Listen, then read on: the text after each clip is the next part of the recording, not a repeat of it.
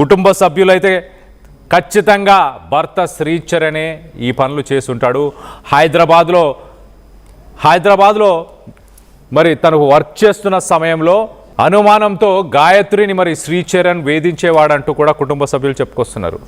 ఇంత అనుమానాలుండి, ఇంత అపోహలుండి మరి ఎందుకు తనని చంపాల్సిన అవసరం ఉంది?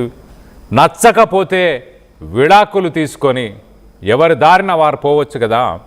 7 నెలలే పెళ్ళయి 7 నెలలు. సాధారణంగా పెళ్ళైన తర్వాత ఎవరైనా హనీమూన్ పీరియడ్ అంటారు. ఒక 6 నెలలు, మొదటి సంవత్సరం మొత్తాన్ని కూడా కొత్త పెళ్లి కొడుకు, కొత్త పెళ్లి కూతురుగానే పరిగణిస్తుంటారు.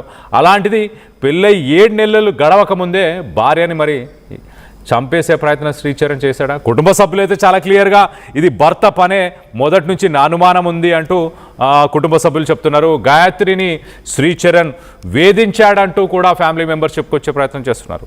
హనీమూన్ కోసం శ్రీచరణ్తో మరి ముస్సరి వెళ్ళిన తర్వాత గాయత్రిని ఆ హోటల్లోనే అనుమానాస్పద దుస్థితిలో గాయత్రి మృతి చెందింది అంటూ తను కుటుంబ సభ్యులకు, స్థానికంగా ఉన్న పోలీసులకి, అలాగే ఆ హోమ్ స్టేలో ఉన్న స్టాఫ్కి వీళ్ళందరికీ ఇంటిమేషన్ ఇచ్చారు.